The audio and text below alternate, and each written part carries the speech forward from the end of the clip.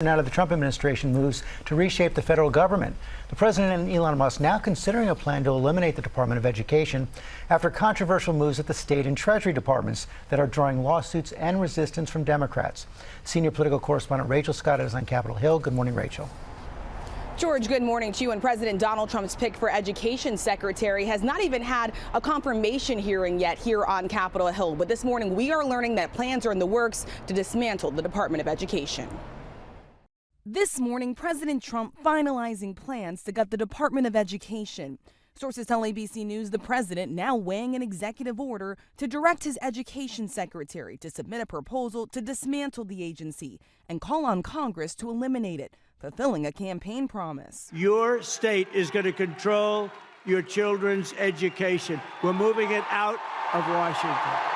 Education is primarily a state and local responsibility already, but the Department of Education does serve more than 50 million students at about 130,000 public and private schools, providing billions to aid students with disabilities and also to schools in low-income communities. President Trump has put billionaire Elon Musk in charge of shrinking the federal government, and the Education Department is a top target. Sources tell ABC News a handful of representatives from Musk's Department of Government Efficiency were spotted inside the Education Department on Monday. Musk is already serving as a special government employee. His team already has access to the vast federal payment system and now has also seized control of USAID, the agency that provides U.S. humanitarian assistance around the world, locking out employees, essentially shutting it down. Members of Musk's team showed up at those offices, demanding access. The Doge was in the building. We took down our pride flags. I took out any books I felt would be incriminating. No one was talking. This morning, workers warned once again to stay home. USAID has a $43 billion budget, about 1% of what the federal government spends. President Trump says Musk won't do anything without approval from the White House. Elon can't do and won't do anything without our approval, and we'll give him the approval where appropriate. Democrats warn Elon Musk did not create USAID. He doesn't have the power to destroy it. And who's going to stop him? We are. Republicans responding with this message. To my friends who are upset, I would say with respect, call somebody who cares. They better get used to this.